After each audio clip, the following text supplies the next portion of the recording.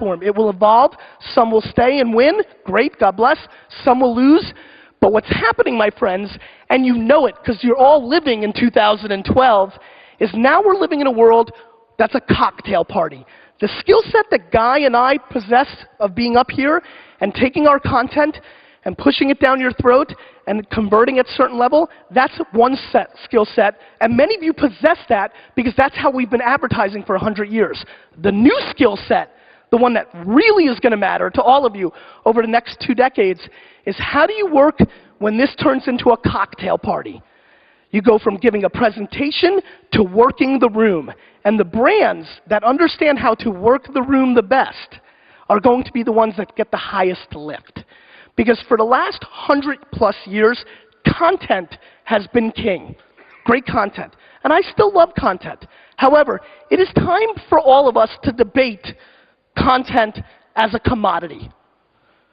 When you look at what Eric Schmidt, the chairman of Google, said a couple of months ago, he said, the amount of content that we produce as human beings from the beginning of mankind, the beginning, day one, until 2003, all of that content, every radio ad, every TV show, every song, every billboard, everything we've created from the beginning until 2003 is now being replicated every 48 hours. I want you to hold the hand of the person next to you because I want everybody to sink this in.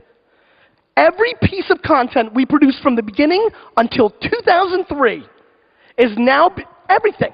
Not just America or China or Turkey, everything we created as human beings, every piece of content, every book is now being replicated every 48 hours.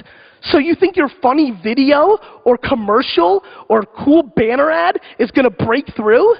It's not. There's too much. We are being pounded with too much messaging. Marketing now starts from the beginning. It's evolved. It's everywhere. It's 24/7, 365. So consumers have started to see it as noise. They're not consuming it. They're not even consuming it in a 2012 world. You continue to produce it. You continue to try to pound it. But the problem is they're not consuming it the same way. Let's talk about my favorite thing, outdoor media. If you ever flew into Newark, New Jersey, there's a very good chance that you saw huge billboards of me holding wine, trying to tell you about Wine Library TV. I loved it. I lived in Manhattan and commuted to New Jersey, and I would drive and see myself on the billboards and wave to myself. It was tremendous. I loved it. But the reason I loved outdoor media was it was grand, it was big. But there's a problem with outdoor media, my friends. When I got here, knowing that I wanted to talk about this, I paid attention as I was driving. Plenty of outdoor media, plenty of billboards here. And then I started watching and looking at the people that were driving. And I noticed something, same thing that I see in America. When you leave here today, do me a favor. Make sure when you're driving home tonight that you look at 5 cars as you're driving. 3 of the people driving are texting while they drive. So my friends, you guys continue to spend plenty of money on outdoor media. Let me just tell you here very comfortably, people are not looking at outdoor media in 2012. They're not even looking at the fucking road. Culture shifts. We know it. People's consumption. Look how many people are on iPads right now. They're not reading as many newspapers, so your newspaper ad is not doing as well. Magazines, really? Page 147 of Vogue? You think somebody's consuming your full page ad? You don't know. I love when people debate the metrics. What's the ROI and the metrics of social media? Really? Because let me tell you something. The Silicon Valley metrics, MIT friends that I have, they laugh. They physically laugh at what's been accepted for the last 100 years with Nielsen ratings and publication numbers and the fact that somebody stands on a building and counts how many cars go by on one day and we prorate it how many impressions you're buying. The last 150 years of the way we've spent our marketing money is going to be looked upon 100 years from now as the dark ages. We were all assholes. I'm telling you, that is the way it is going to be looked at because the metrics didn't support the reality of the marketplace. And now we live in a world where I have clients, when their numbers come back from Wall Street and it's conservative, they go back to more conservative means. When the stock takes a hit, they go, let's hold off on the social and new stuff. More television commercials. That's literally like when Charlie Sheen had a coke problem and got caught, for him to do more cocaine instead of less. We go back to what got us in trouble in the first place. You guys all know this. I'm not quite sure what happens in Istanbul and Turkey, but do you guys, somebody give me a head nod, do you guys have DVR or TiVo where you record your shows? Is that something that people do here? So, it's universal, whatever you call it in every country. How many people in this room record the majority of their favorite television shows to watch later? Please raise your hands. Just curious. Okay, about 50% of you. Just curious, of the 50% of you, how many of you fast forward almost every single commercial? Raise your hand. Almost all of you that are DVRing. So we sit here in a room, and I sit in with clients who spend 90% of their budget on television, because it's tried and true, because nobody here ever got fired for doing a television commercial. See, it's funny, I was an entrepreneur. I came from building my own business. I came from investing in startups. So when I went to corporate America, I would always say, they're not that stupid.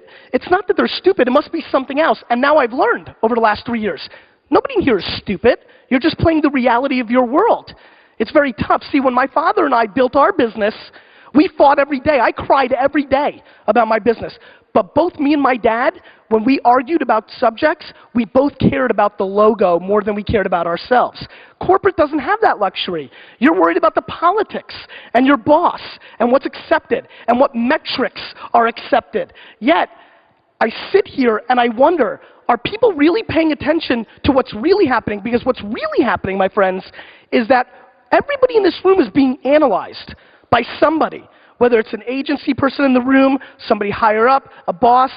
A lot of people in this room are going to be on the wrong side of history because they are not accepting the reality of the marketplace. They want to be safe and conservative, and I respect that. The metrics prove it out. Nobody's going to get fired. I respect that. But for the kind of caliber of people that are in this room today, it blows my mind that people are not accepting the reality of the marketplace. When I talk about mobile marketing with clients, I always talk about this. How many of you in here have a child or a niece or nephew that is between the ages of 11 and 18? Please raise your hands. Good amount of you. US is a little bit behind on mobile and texting, so this might be a little different timing for you.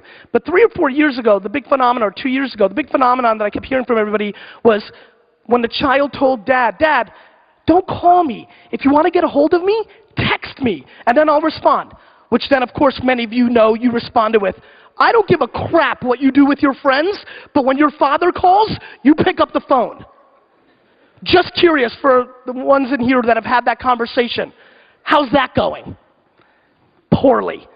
Not because little Billy or little Susie were so smart, but because they had technology on their side. We are living through a time where technology is steamrolling over everything.